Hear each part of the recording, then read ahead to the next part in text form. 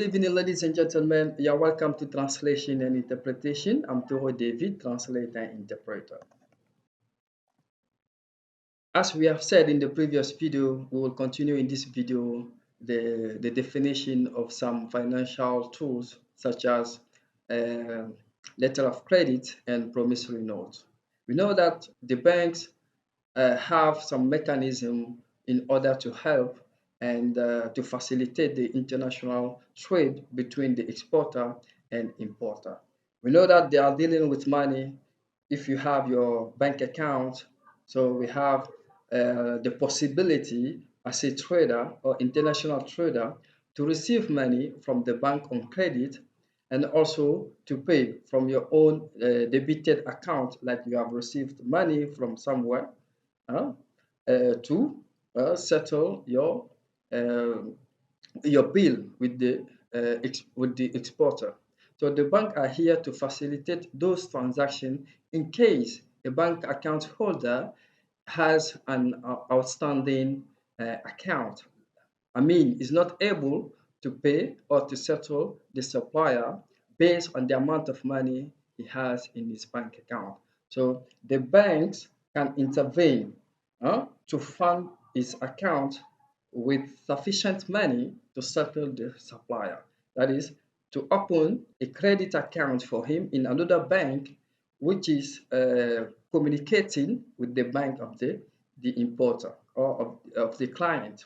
So with a guarantee, with the commitment, so that they can pay at a specific date and in full. That is the importance of the international bank or their role in international trade. So let's go straight forward to our terms, financial tools. We have letter of credit and promissory note. A letter of credit is to give an instruction to another bank to open a credit account for your client to settle a supplier at a specific date that they will refund later on. So that one is based on the guarantee and the commitment of the bank for his client to settle on time and in full. So they open a credit account. So that account of his client in another bank has been credited. So once it is credited, the latter bank can settle the supplier for a meantime, can settle the supplier with the correct amount.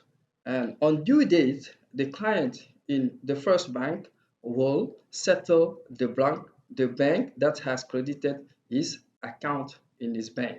So that is the use of letter of credit. That's why we talk about export credit, or uh, exporting credits that are granted to international traders, because at times the bank account holder doesn't have enough money in his bank account. He is in an outstanding account condition. So the bank with another bank can open a credit account for him to fund that account in order to settle the supplier of the same bank or of different bank. It will be in different country from the country of the client. So that is the use and importance of letter of credit, is to help the traders. In case they're in need of liquidity, another bank can open a credit account. Another bank can open a credit account for them. That is letter of credit. Whereas promissory note is when a bank, the bank account holder, promise to pay a certain amount of money to the supplier or to the contracting party, the second contracting party, at a specific date.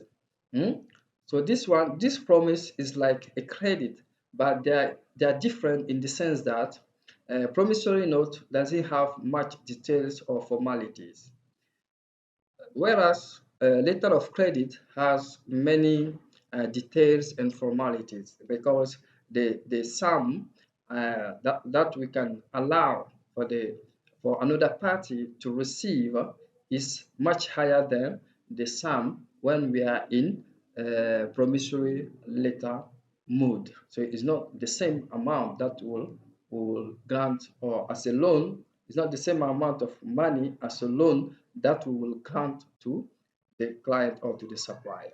So that is the difference between promissory note and letter of credit.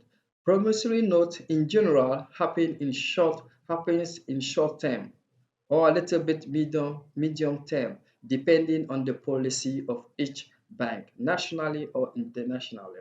Other um, Some will accept under $20,000, or others will accept under $10,000. So every bank has its own policy. So you have to be in conformity with their policy to benefit from this loan, or from this promissory note, or from this letter of credit. So ladies and gentlemen, this is the end of our video for these financial tools, but let's take it in French for those who don't understand English language. Bonsoir mesdames et messieurs, vous êtes les bienvenus au programme de traduction et d'interprétation. Je suis Touré David, traducteur-interprète. Comme nous l'avons dit dans la vidéo précédente, cette fois-ci on va voir ce qu'on appelle l'accréditif et puis le billet à ordre. Bon, avant de parler de ces deux instruments financiers, rappelons que les banques sont là pour essayer d'aider les commerçants, comment on appelle ça, les acteurs économiques internationaux ou les commerçants internationaux, de ceux qui assurent l'import et l'export des marchandises ou d'autres services. Maintenant, ces banques ont un rôle essentiel qui consiste comment on appelle ça, l'ouverture d'un compte pour les individus, pour les compagnies. Et dans ces comptes, ça peut migrer d'un pays à l'autre. Donc, comme nous sommes au niveau international, pour assurer le retrait, pour assurer le dépôt ou le transfert d'argent d'un pays à un autre à travers les comptes bancaires. Donc, ceci étant important, les banques acceptent d'accorder des crédits au cas où leurs clients, les détenteurs de comptes bancaires, sont en insuffisance d'argent dans leur compte. Donc, ils peuvent les avancer pour régler le fournisseur ou pour régler une autre personne bénéficiaire. Non seulement ils peuvent accorder des crédits, mais aussi, par extension, dans un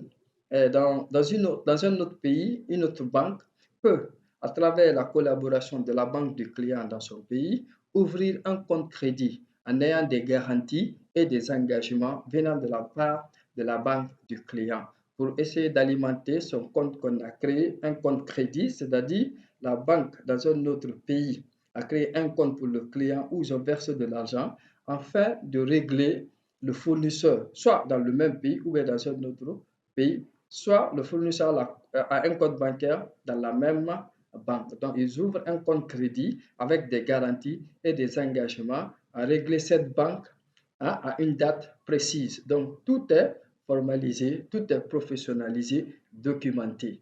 Donc, de la part de la banque du client dans un pays qui est différent de l'autre pays, donc la banque fournit toutes les informations possibles concernant son client et son degré de solvabilité. Donc, c'est ce qui marque l'importance et l'utilité du rôle des banques au niveau du commerce international. On va pour la première fois parler de la lettre de crédit. La lettre de crédit est une lettre qui consiste à créer un compte crédit pour son client dans une autre banque. Par exemple, un client a son compte dans une banque A et que dans une banque B dans un autre pays, il est en insuffisance d'argent. Donc, la banque du client peut adresser une lettre à la banque d'un autre pays de créer un compte crédit pour son client afin de régler le fournisseur à date. Et que eux aussi, ils vont prendre l'engagement de rembourser cette banque à une date précise. Donc, c'est pour ça qu'on dit letter of credit. C'est une lettre de crédit en créant un compte crédit pour le client dans une autre banque. Quand le client va rembourser, donc son compte au niveau de son compte crédit sera débité. Donc, quand c'est crédité, ça veut dire que le client doit à cette banque. Donc, quand c'est débité, ça veut dire que c'est lui qui a reçu de l'argent, il a versé de l'argent dans son compte. Donc, ils vont essayer d'équilibrer le débit et le crédit au niveau de son compte crédit dans cette banque. Maintenant, s'il s'agit de la lettre du bien à ordre, ça c'est ordonner une banque à payer avec une promesse de rembourser plus tard à une date précise. Mais dans cette seconde lettre, il n'y a pas assez de détails, il n'y a pas assez de formalités comme la première lettre. Souvent, ça intervient dans un délai très court ou bien à moyen terme, court à moyen terme. Et puis, il y a un plafond de somme qu'on accorde quand tu émets un billet à ordre. Donc, ça dépend de la politique bancaire de chaque banque. Soit c'est moins de 20 000 dollars ou bien de 10 000 dollars. Donc, c'est pour cela qu'ils sont différents de par leur nom, parce qu'ils n'ont pas les mêmes actions en termes d'octroi de prêt ou de crédit par les banques. Ce ne sont pas les mêmes sommes, en fait. Donc, mesdames et messieurs, on va s'arrêter ici. Prochainement, on va continuer avec d'autres instruments financiers. Merci pour votre attention. Donc, abonnez-vous, partagez, suggérez pour agrandir notre audience. Merci beaucoup. À la prochaine.